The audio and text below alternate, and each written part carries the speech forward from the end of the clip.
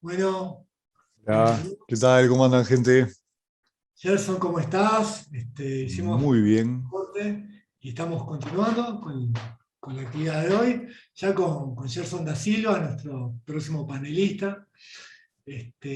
Voy a ser breve, como estoy tratando de hacer, para no quitarle tiempo a Gerson, ¿sí?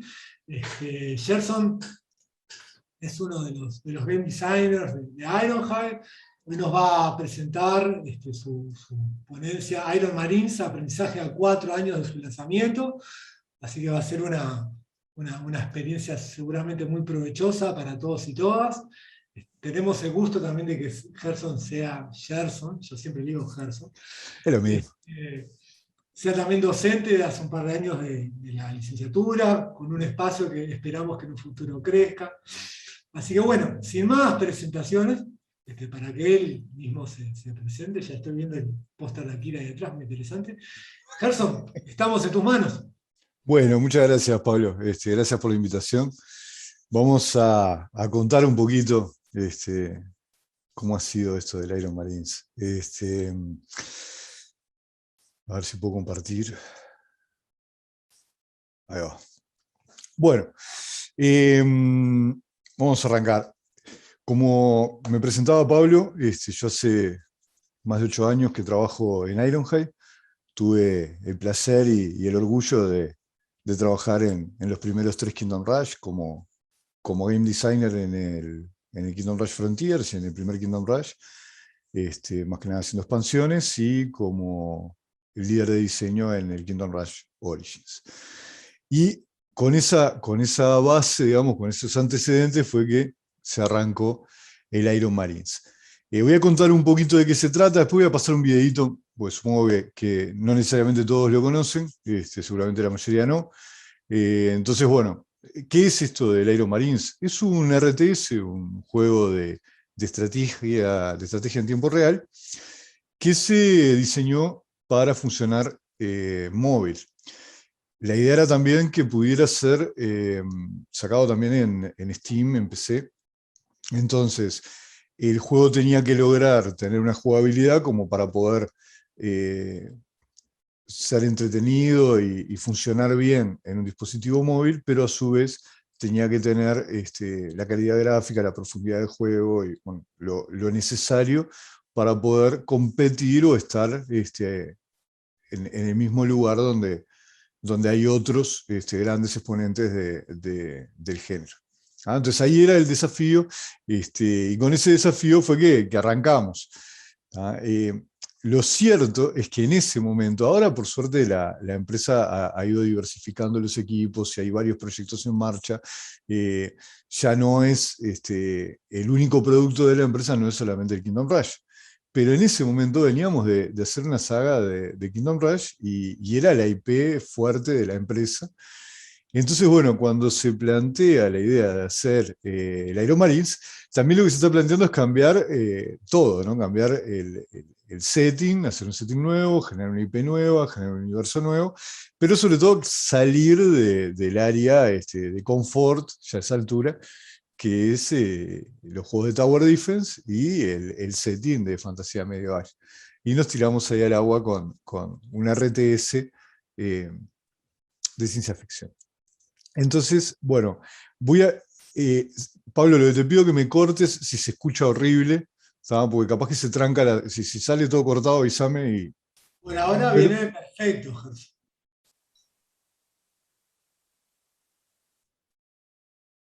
Lo que no estamos escuchando es el audio, por si es importante. Tal vez para compartir pantalla, al compartir pantalla tenés que poner en la esquina inferior derecha, compartir también audio. esquina inferior derecha. Tendrías que dejar de compartir.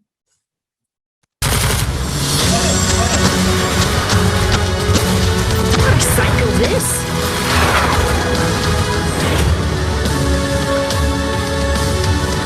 Solid copy.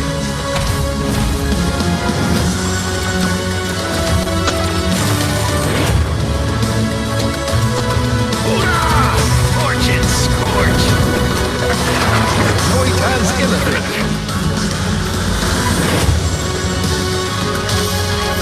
Shan't happen. Come with me if you want to live. Protocols.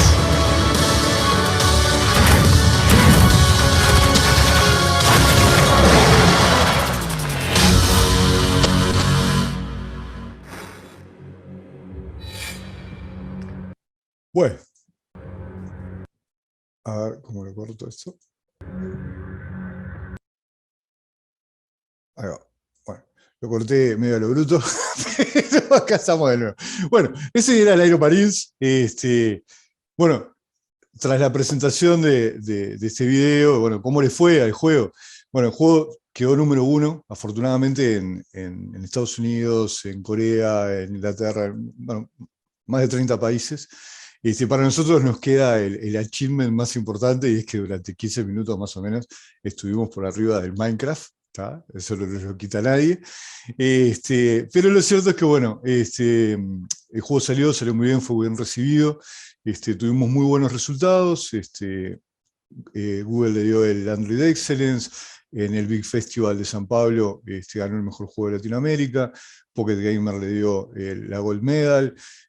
Quedó como finalista en el Tap Tap de China, en el Indie Festival de Google, en IMGA. O sea, a nivel de los resultados anduvo muy bien. Lo que a nosotros nos importaba más, que era, bueno, cuál iba a ser la recepción del público, cómo la gente que venía siguiendo a Ironhide iba a recibir esta nueva IP, esta nueva idea, y sobre todo cómo iban a recibir este concepto de este RTS para móvil. Afortunadamente el rating de 4.8 en 5, tanto en Google como en la App Store, nos deja bastante tranquilos, y bueno, la prensa ahí nos dejó algunos comentarios realmente súper interesantes. Más allá de eso, fue un nivel de éxito para nosotros relativo, porque en sí veníamos de hacer juegos con menor tiempo de producción. Veníamos sacando un juego más o menos cada un año, y entonces, bueno, de alguna manera con este juego también se preveía que, bueno, un año y medio, como pensando en las cosas nuevas que vamos a tratar de abordar. Y lo cierto es que este juego nos termina llevando 2 años y 8 meses, que en aquel momento para nosotros fue extremadamente doloroso, extremadamente complicado. No estábamos acostumbrados a plantearnos un desarrollo tan grande. Hoy en día, bueno, ya hemos visto que otros proyectos de la empresa empiezan a llevar ese tiempo, y bueno, como que vamos absorbiendo el hecho de que a lo que subís la vara de calidad, subís la vara de producción, subís el contenido, bueno, para que todo eso empieza a llevar más tiempo. Pero lo cierto es que en aquel momento estábamos todos bastante sacudidos y conmovidos con el hecho que nos había llevado 2 años y 8 meses, y para llegar en 2 años y 8 meses habíamos tenido que tomar a último momento algunas decisiones importantes, de dejar parte del contenido para sacar en una expansión. Lo cierto es que después estuvimos todo un año sacando más pantallas, más héroes, más contenido, hasta que terminamos sacando, como vieron, el juego básicamente son 2 mundos, uno medio árido, con unos aliens medio parecidos a unos monstruitos y el otro es un planeta más robótico con unos enemigos robóticos. Sacamos un tercer planeta, que es un planeta de hielo, con otra raza de enemigos. Y toda una campaña nueva pensada en base a esta nueva raza. Porque realmente para nosotros, aún así, con todo este tiempo de dedicación, le faltaba contenido para tener una experiencia de juego realmente acorde a la propuesta inicial del juego. Pero en ese momento salimos con esos 2 mundos, y ya digo, hubo una sensación un poco ambigua. Por un lado habíamos logrado todos los objetivos que nos habíamos planteado, de calidad, de resultado, de tener una nueva IP, de papapam, pero lo cierto es que nos habíamos sorprendido con un tiempo de desarrollo mucho más largo del que esperábamos. Entonces, o sea, ya conté cómo le fue, ahora vamos a arrancar cómo empezó. Esto obviamente arranca con un interés de parte de la empresa y de parte de todo el equipo de desarrollo. Todos somos fans de los juegos RTS, le hemos dado duro y parejo a este tipo de juegos. Estos fueron nuestra inspiración de alguna manera, ¿no? El StarCraft, el Red Alert, Total Annihilation, un montón más de juegos similares. Lo que evidentemente estos juegos, son juegos hechos por empresas AAA, con un equipo que era seguramente bastante mayor que las 7 personas que éramos nosotros para hacer el juego. Y bueno, lo cierto es que había que, si bien esto iba a ser nuestra inspiración, era claro que íbamos a tener que construir un camino para llegar a ese RTS móvil que nosotros, desde Uruguay, con este equipo, pudiéramos hacer. Entonces ahí empezamos a investigar un poco qué había, qué elementos teníamos de referencia para poder trabajar, y nos encontramos con varias cosas. Destaco estos dos porque el Loton Dynasty es un juego para móvil, es un RTT en realidad, un Real Time Tactics, pero andaba muy cerca de la jugabilidad que se quería, tenía un sistema de control bastante inusual, estaba bastante bueno, pero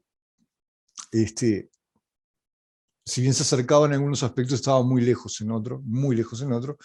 Y por otro lado estaba este juego Infested Planet, que proponía una jugabilidad bastante similar, o sea, estaba bastante cerca de la experiencia que nosotros queríamos, pero seguía siendo un juego para PC. Pero lo había hecho, los dos juegos estos los había hecho un estudio más indie. Entonces, bueno, como que por ahí había algo que podíamos, de lo que nos podíamos aferrar. Entonces, bueno, después de revisar un montón, confirmamos que el RTS móvil tenía potencial. O sea, de hecho no encontrábamos un juego que tuviera esa experiencia que nosotros estábamos buscando generar, y parecía que había una oportunidad ahí. Y por otro lado entendíamos que teníamos los medios para poder aprovechar esa oportunidad, para poder tratar de llevar adelante este RTS móvil que veíamos que había potencial. Después lo otro que vimos es que sin duda había que ir más allá del simple hecho de adaptar el género RTS a móvil. Decir, bueno, lo que funciona para una PC lo vamos a meter en un móvil, lo vamos a adaptar un poquito y ya está. Portear el género no iba a funcionar. ¿Por qué? Porque lo habíamos visto en muchos casos y no funcionaba. Era de lo que más se quejaban la prensa especializada o los propios jugadores, era precisamente de que al traspasar directamente se había perdido la funcionalidad. Entonces era evidente que lo que había que hacer era, leímos muchísimo lo que no había funcionado, que eran los casos más... Era más fácil encontrar casos de fracaso que de acierto. Entonces mirábamos qué era lo que no había funcionado. Y muchas veces, en general lo que fallaba era eso de tratar de portear literalmente lo que habían sido soluciones creadas para otro dispositivo, para otra plataforma, durante muchísimos años, y que se habían convertido de alguna manera como el estándar. Entonces ahí había un problema, porque por un lado es el estándar, que es lo que el jugador espera, pero por otro lado, cuando eso mismo lo encuentra en móvil, la propia característica de la plataforma, del dispositivo móvil, hace que no funcionara, ¿no? Entonces, en esa idea de no portearlo, sino de lograr esa experiencia RTS y esa experiencia de ciencia ficción, bueno, esa experiencia llevarla a móvil. Obviamente también, más allá de juegos, nos acercamos y aprovechamos a revisar esos otros medios que de alguna manera te construyen una experiencia similar en un medio distinto, ¿no? Libros, películas, aparte de esas hay un millón más, ¿no? Entonces, como aprendizaje personal, como qué aprendimos en ese proceso, a tener bien clara la experiencia que queríamos, a visualizar como desarrolladores a dónde queremos ir, qué es lo que queremos hacer, cómo es el juego, cómo es la experiencia de jugar ese juego que queremos hacer, porque eso nos ayudaba muchísimo a la hora de investigar, decíamos, ¿es esto lo que queremos hacer? No, esto no es lo que queremos hacer, nosotros queremos hacer otra cosa. Al visualizar esa experiencia y compartirla un poco, bueno, de alguna manera nos hacía fácil, o más fácil, el proceso de investigación. Que sin duda hay que investigar todos los aciertos de la industria. De hecho, esos juegos que tomábamos como referencia, tanto el Infected Planet como el Autumn Dynasty, de hecho nos dejaban elementos de valor porque había cosas donde lo habían resuelto muy bien y habían logrado parte de esa experiencia que nosotros queríamos de una manera muy interesante.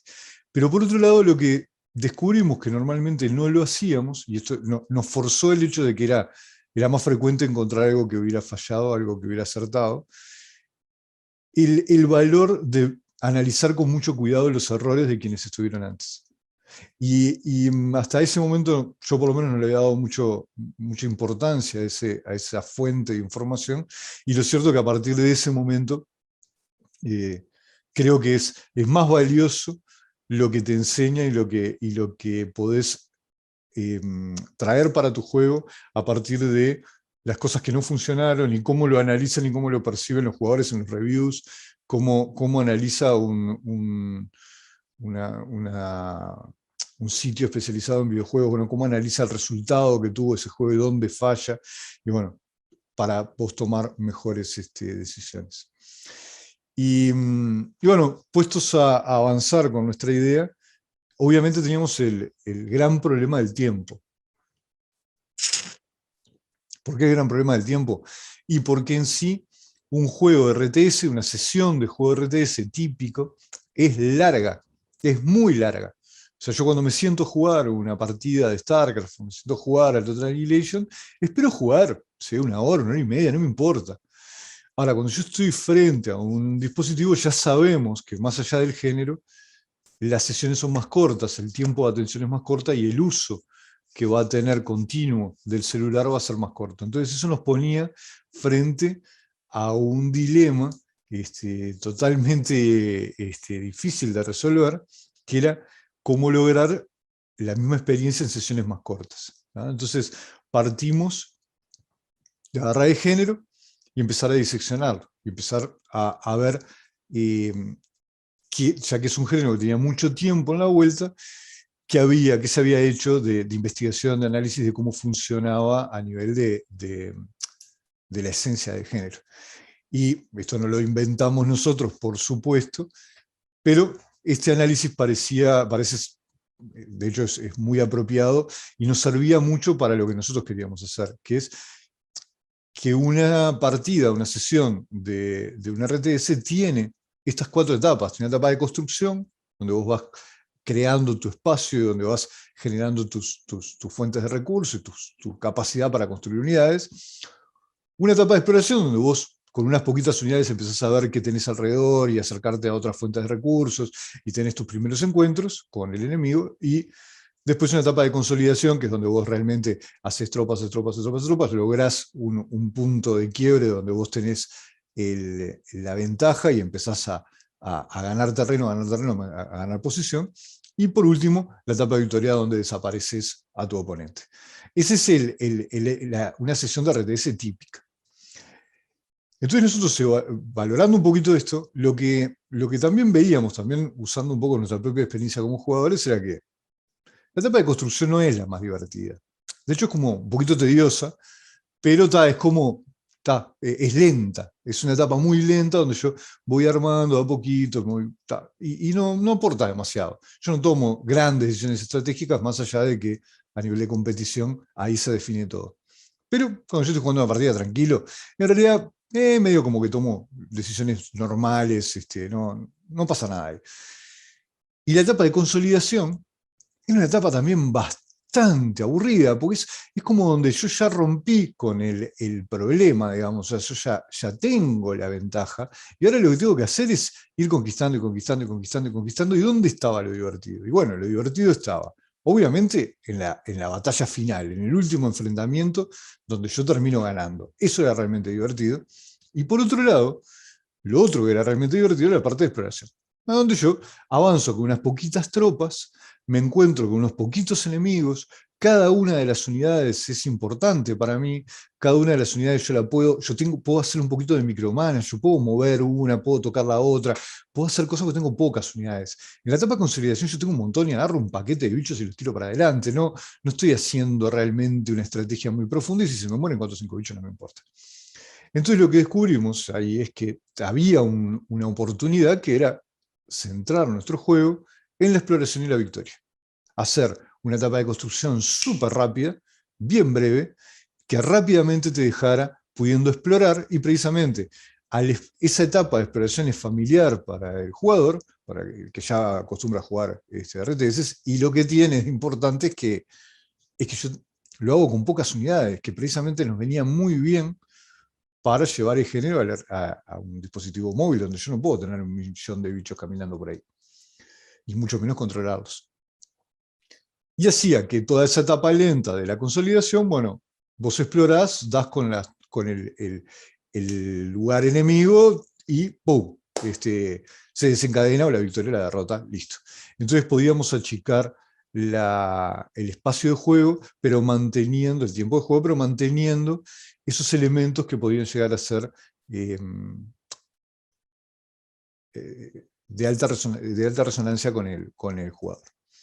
Entonces, ¿qué fue lo que nuestro aprendizaje de esta etapa? Bueno, nuestro aprendizaje fue que fue muy valioso para nosotros analizar el género y descubrir qué elementos que componen el género son los que realmente transmiten la experiencia que buscamos. Porque a partir de ahí nos podemos centrar en esas cosas. Bueno, otro tema que nos cayó junto con esta idea de llevar el RTS a móvil es que, bueno, móvil tiene todo tipo de pantallas, todo tipo de resoluciones. Entonces no necesariamente es fácil hacer de que las cosas se vean bien, en una cosa alargada, en una cosa más cuadrada, cuando lo veo más grande, cuando lo veo más chiquito. Empieza a haber un montón de problemas que tenés que resolver inevitablemente cuando vas a hacer un juego móvil. Entonces, acá había un tema de espacio en pantalla, ¿no? O sea, cuando nosotros hablamos de un juego móvil, nosotros tenemos que lograr resolver varias cosas. Una es la capacidad de hacer foco. Yo tengo que poder enfocarme en lo que es realmente importante. El otro problema es la simultaneidad. ¿Qué quiere decir esto? En un RTS se supone que están pasando un montón de cosas. No es un juego donde yo voy con un macaquito caminando y ese macaquito es el que interactúa con el mundo. Y lo que está pasando en otros lados del mundo a mí no me interesa. En un RTS lo clave es que están pasando cosas por todos lados, o podrían estar pasando cosas por todos lados. Y ahí es que surge, desde hace muchísimo tiempo, en computadora, el minimapa, por ejemplo.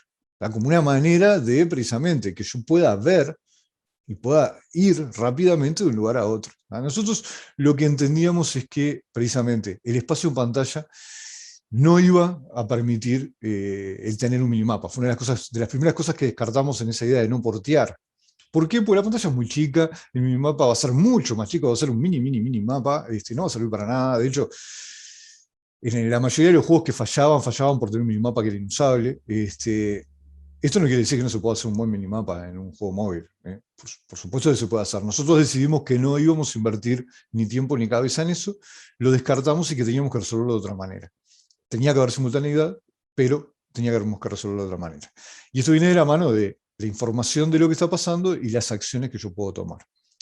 Todo eso tiene que estar bien articulado en un espacio de pantalla muy chico.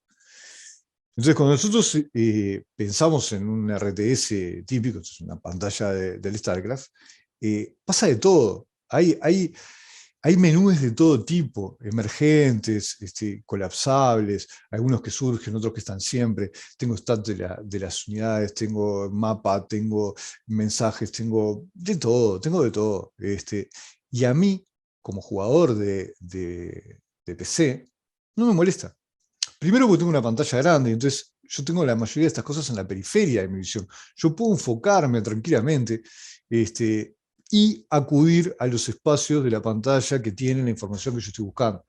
Ahora, si esto ustedes lo reducen al tamaño de un móvil y se lo ponen a esta altura de la cara, es imposible que esto funcione. Entonces, bueno, para nosotros, una de las cosas, como dije, fue descartar el minimapa, pero había muchas otras cosas que era como un desafío ahí, ¿no? O sea, por un lado, el jugador RTS son cosas que esperaba ver en el juego, por otro lado eran cosas que estaban buenas para la experiencia que queríamos lograr, pero por otro lado teníamos que lograr que, bueno, que eso de alguna manera se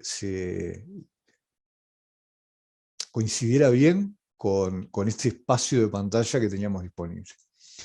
Esto es una captura bastante, bastante atrás en el tiempo, mientras todavía estábamos desarrollándolo.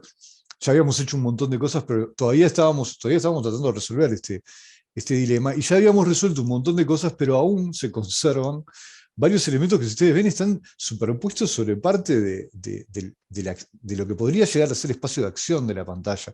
Yo debajo de esas cosas podría estar teniendo un combate sumamente importante.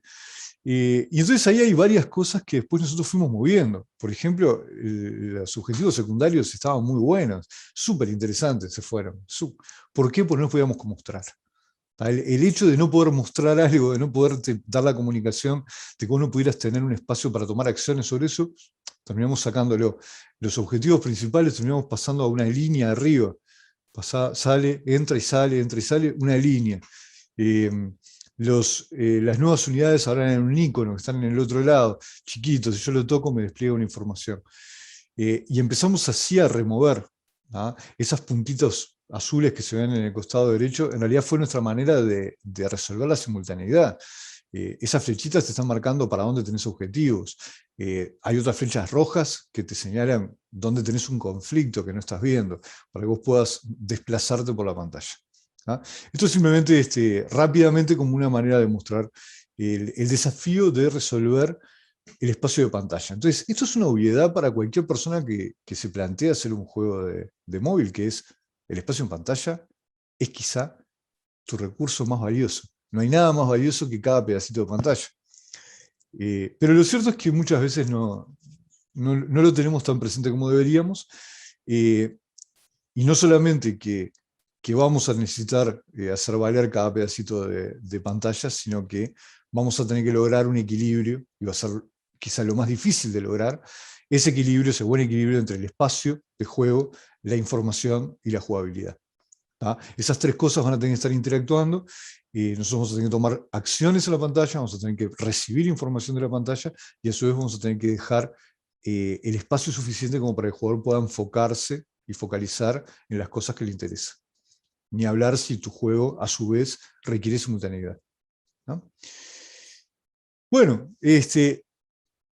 vamos un poco más atrás que esta etapa que les mostraba, donde ya tenemos el juego bastante armado y estamos tratando de resolver algunos problemas. Y vamos al principio, el comienzo absoluto del juego. Nosotros al arranque, precisamente teníamos muchísimas dudas de cómo íbamos a resolver. Sabíamos lo que los RTS en computadora habían querido resolver y de qué manera, y teníamos que descubrir cómo lo íbamos a resolver y cómo lo íbamos a implementar en móvil. Entonces hicimos varios prototipos de papel, que realmente lo recomiendo. En etapas iniciales es muy bueno hacer prototipos de papel, permite iterar muy rápido, descartar cosas, aún juegos que de repente no son típicamente lo más fácil de traspasar a papel. Quizá ahí la gracia es no hacer una versión analógica de tu juego, sino hacer partes de tu juego representativas, abstracciones de tu juego que te permitan validar cosas. Lo cierto es que nosotros probamos, iteramos, hicimos algunos prototipos de papel, como dije, después pasamos a prototipos digitales, y lo que buscamos fue encontrar algunos pilares, encontrar algunos puntos de partida que nos permitieran construir el juego arriba de eso. Y lo hicimos, en ese momento lo hicimos de una manera un poquito intuitiva, buscar esos pilares, y terminaron siendo el número de unidades en juego, o sea, la cantidad de unidades que podía haber en pantalla. Eso era un gran desafío para nosotros. Los RTS normalmente tienen un montón, nosotros en realidad no podíamos tener tantos, por un tema de espacio, pero también por un tema de capacidad del jugador para poder interactuar. Entonces probamos con varios prototipos de papel dónde estaba el límite. Bueno, llegamos a un límite que eran 3 unidades, y lo cierto es que todo el juego luego anduvo oscilando entre 2 y 4. Cuando queríamos como complicarla un poco le poníamos 2, cuando queríamos darle espacio al jugador, pero de alguna manera no complicarlo por la falta de poder, sino complicarlo por la dificultad de controlar todo, le poníamos 4, y entre eso anduvo todo el juego. O sea, después no tuvimos que hacer ajustes en prácticamente todo, pero eso fue una definición que encontramos al principio, fue un pilar, y a partir de ahí trabajamos. Lo otro fue las distancias. Hablábamos del tema del espacio, de las pantallas. Entonces, una de las cosas que primero definimos fue a qué distancias iban a dar los combates, a cuál era nuestro rango máximo. Y a partir de ahí empezamos a construir los demás rangos. Y tener esa medida, de alguna manera, vino de la mano también de definir el tamaño máximo de pantalla, ¿no? Cuánto era la pantalla más grande. Eso tenía que ver con memoria, con optimización, bueno, también a su vez con por dónde iba a ir el juego, ¿no? ¿Qué queríamos lograr como experiencia de juego con esas pocas unidades, en esa distancia y en ese espacio total donde iba a darse todo el juego? Y esos 3 elementos, que le pusimos, la verdad, mucho tiempo y mucho esfuerzo en dar con esos 3 valores, y quedamos como orbitando en eso y recurrentes hasta que lo resolvimos. Después fueron, de alguna manera, casi las únicas 3 cosas que no se tocaron nunca más en el juego y que funcionaron hasta el final, y funcionaron con las expansiones, y funcionaron. Entonces, de hecho, bueno, esto es de las tantas pruebas que hicimos. Una de las pruebas que hicimos, bueno, ¿qué pasa si yo toco el escuadrón y tengo comandos para darle? Entonces yo tengo un comando que es mover, y toco la A y es mover y lo muevo para otro lado, y tengo la B que es disparar. Estábamos exploramos cosas rarísimas, buscando también dónde estaba la manera de llevar adelante esa experiencia de juego que queríamos. Entonces, el aprendizaje de esa etapa súper inicial, es todo el tiempo que se dedica a esos pilares, a esos elementos fundamentales, es después tiempo ganado y esfuerzo ganado y seguridad ganada para el desarrollo del juego. Como dije, nosotros en ese momento quizá no nos dimos cuenta del valor que tenía, quizá un poquito intuitivamente sentimos que necesitábamos tener algo firme para avanzar, pero lo cierto es que después nos quedó como un aprendizaje la necesidad de tener esos pilares de juego, esos elementos que permiten que todo el juego se construya arriba. Bien equilibrados, bien definidos, e iterarlos y probarlos y darles hasta que funcione. Bueno, inevitablemente en cualquier juego, o sea, justo acá estamos hablando de medios interactivos, y precisamente el juego, la diferencia es la interacción.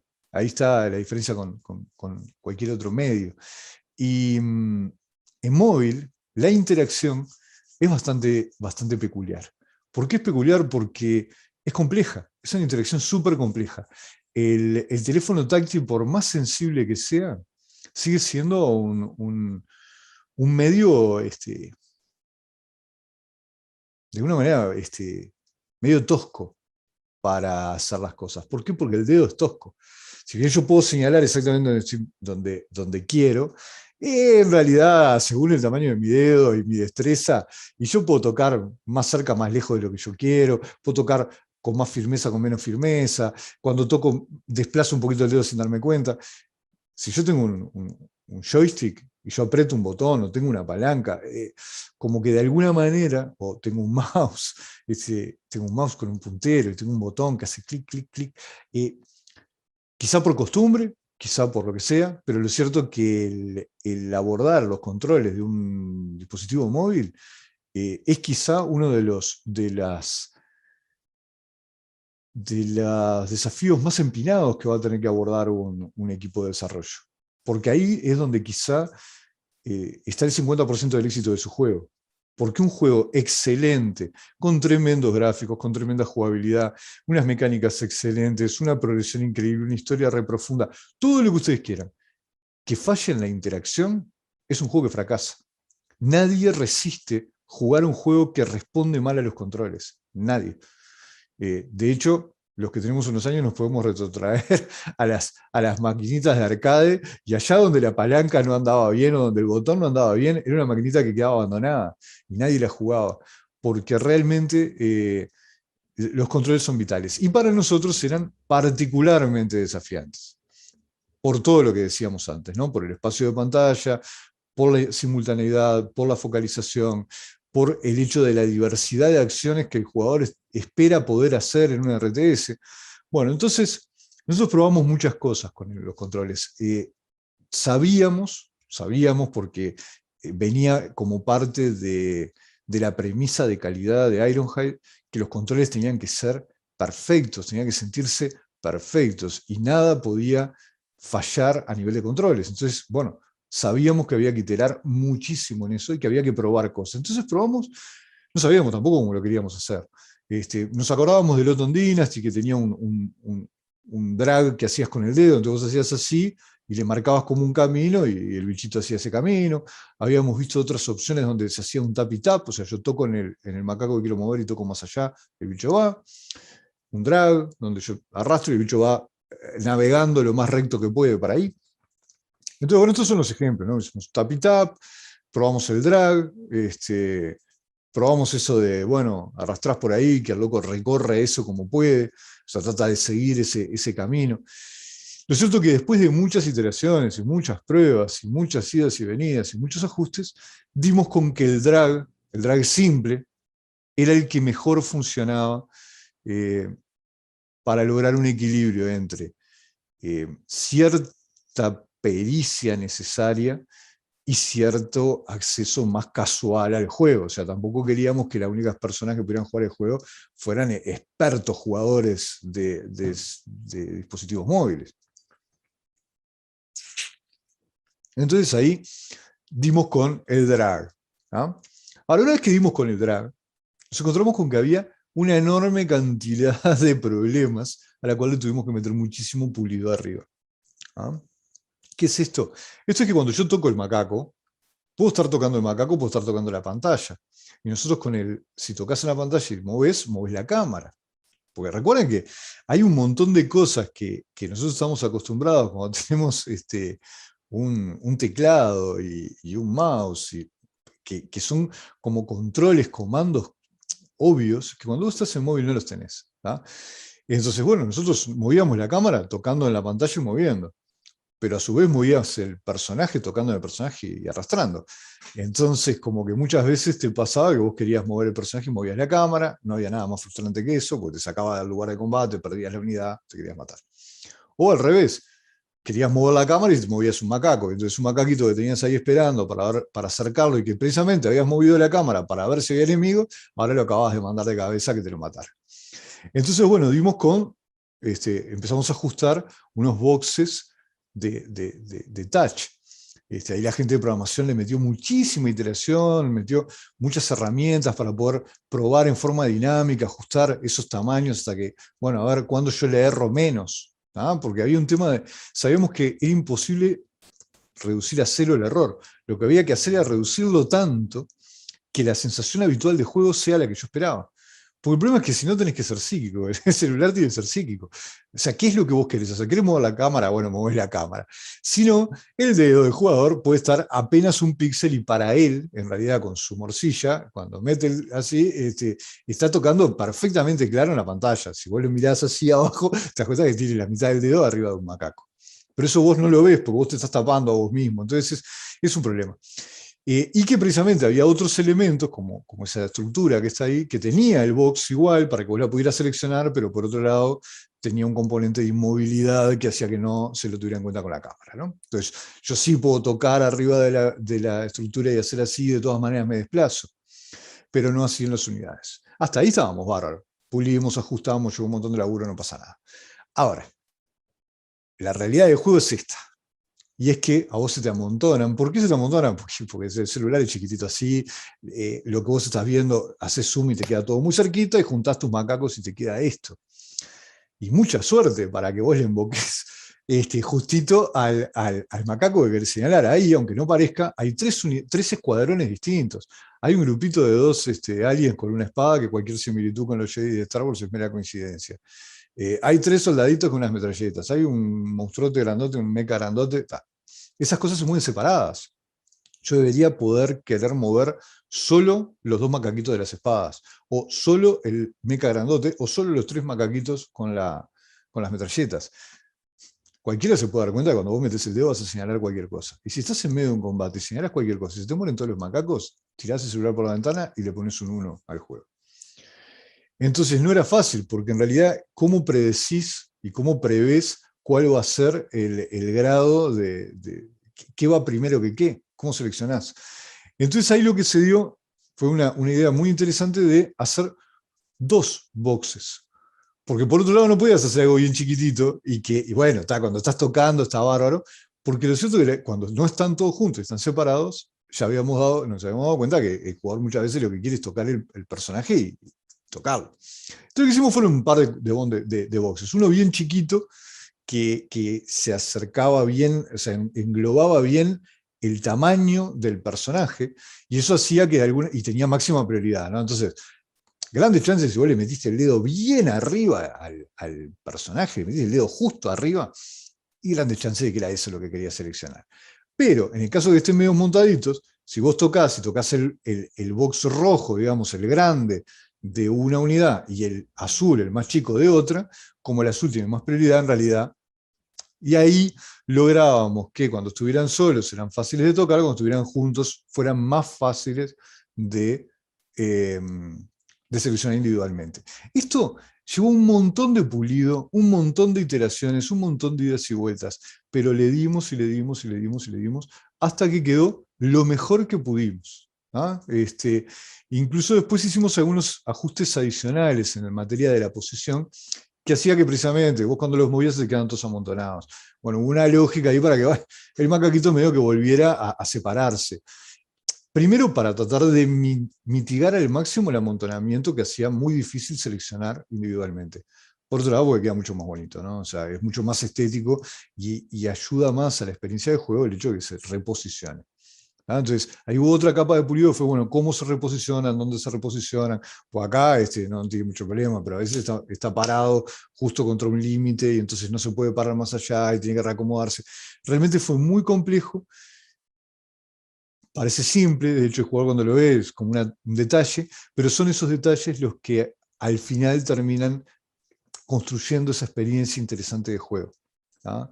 Entonces, ¿qué aprendimos? Bueno, conservar el foco. Nosotros sabíamos la experiencia que queríamos, sabíamos lo que queríamos lograr, sabíamos a dónde íbamos, sabíamos lo que sí o sí tenía que pasar en ese juego, y no lo perdimos.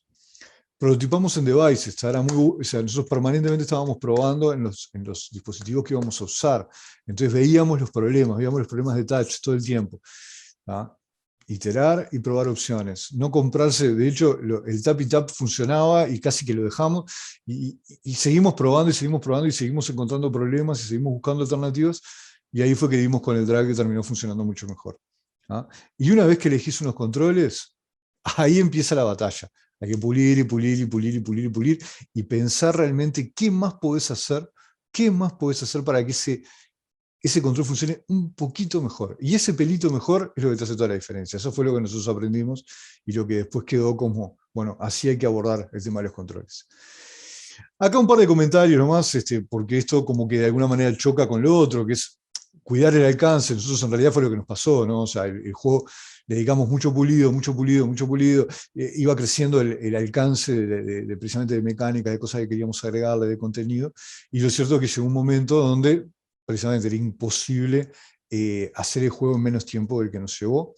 Entonces, en general, ¿qué aprendizaje tenemos? Ojo con el alcance, mantenerlo controlado desde el principio, hacer buena preproducción, tratar de retrabajar lo menos posible y de prever lo más posible el crecimiento que van a tener y limitar lo más posible el crecimiento que van a tener de repente capas y capas que pueden llegar a ser excesivas, ¿no? Encontrar dónde está el alcance necesario, dónde está el contenido necesario, dónde está el pulido necesario, y lo otro, bueno, tratar de ser suficientemente hábil como para removerlo hasta quedar con un alcance que puedas abordar, y no olvidarse de la gestión. A nosotros lo que nos mató en aquel momento y los enloqueció fue que, bueno, no habíamos tenido en cuenta en ninguna de nuestras proyecciones el tema de la gestión. Entonces, bueno, aprendizaje, Para un proyecto complejo, seguro, pero para cualquier proyecto, de hecho, lo vengo viendo en otros proyectos mucho más chiquitos, olvidarse del tiempo que lleva la gestión, olvidarse del tiempo que lleva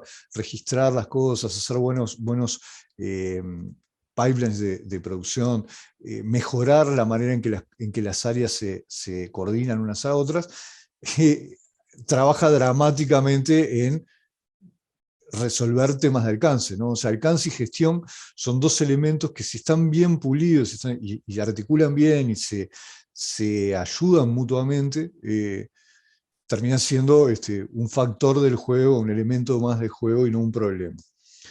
Entonces, para resumir en cuanto a esto de la gestión y el alcance, estos serían algunos aprendizajes grandes que tuvimos mientras estuvimos ahí en este proceso, y principalmente reforzar la motivación del equipo. Bueno, esto es clave. Como dije, fueron 2 años y 8 meses, fueron extendiendo los tiempos límite, fueron 2 años y 8 meses de trabajo súper intenso, donde por momentos, como en todo desarrollo que busca hacer algo relativamente distinto a lo que está acostumbrado a hacer, hay grandes momentos de tensión, grandes momentos de duda en cuanto a si se va a poder lograr o no. Entonces, realmente, que el equipo tenga el ánimo, la presencia del ánimo y mantenga el foco, las ganas con el juego y le ponga para adelante, es quizá uno de los factores claves para que vos puedas llegar hasta el final. Entonces, en ese punto particular, quiero hacer un gran reconocimiento al equipo del Iron Marines, que arrancó siendo 7, terminamos siendo 11, y realmente fueron 2 años y 8 meses de intensísimo trabajo, y el resultado final se logra precisamente porque durante 8 años, 2 años y 8 meses, por suerte 8 años no, pero 2 años y 8 meses se estuvo con un foco intenso y trabajando en este juego. Por otro lado, realmente un orgullo haber trabajado con ellos en este equipo. Y bueno, como aprendizaje general, si podemos hacer una síntesis en una frase, ¿cómo fue este proceso del Iron Marines y qué nos deja a nosotros como desarrolladores? Es lo esencial de buscar el diferencial. O sea, cuando se hace un juego, lo primero es cuál es el diferencial de ese juego, o sea, qué es lo que va a hacer que ese juego destaque de entre los demás, tenga un espacio en ese gran ecosistema de los juegos, donde salen cientos de juegos por semana, y luego dedicar mucho esfuerzo a pulir esos elementos, esos detalles, esos aspectos que refuerzan esos diferenciales, y quedar como de alguna manera como abrazado a esos conceptos. Decir, bueno, esto es lo que me diferencia, y sobre esto que me diferencia voy a ir hasta las últimas consecuencias y le voy a dedicar todo lo que puedo. Aparte, bueno, voy a agregar todo lo demás de detallecitos, color, cositas, no importa, pero mis diferenciales los voy a defender al máximo. Y bueno, así que llegamos a etapas de preguntas, si tenemos tiempo y si hay alguna, o si hay espacio. No sé si hay preguntas. ¿Tenemos preguntas, Pablo? ¿Se hacen preguntas o no se hacen preguntas? Hola, sí, estaba aprendiendo el audio. Yo tenía alguna pregunta infiltrada, pero en realidad que venía de gente del streaming, que de alguna forma me logra escribir al WhatsApp, pero no sé cómo hacen red de inteligencia, no tengo muy claro. Pero en realidad tiene que ver con gestión de equipos y cosas que vos ya fuiste planteando. Bueno. Como estamos en hora, perfecto. Vamos a ir cerrando y darle paso a la mesa final. Gerson, dale. Increíble tu presentación. Creo que bueno, ahora un montón de cuestiones están llegando las loas a través del chat. ¿Sí? Bueno, quedan mis contactos ahí. Cualquier cosa, si surgen de esto que se planteó alguna pregunta, me escriben o por Instagram o a un mail, y lo conversamos, lo vemos. Siempre está bueno tener una instancia de vuelta. Así que bueno, vamos arriba. Bueno, un gusto tenerte, y seguimos. Dale, un gusto.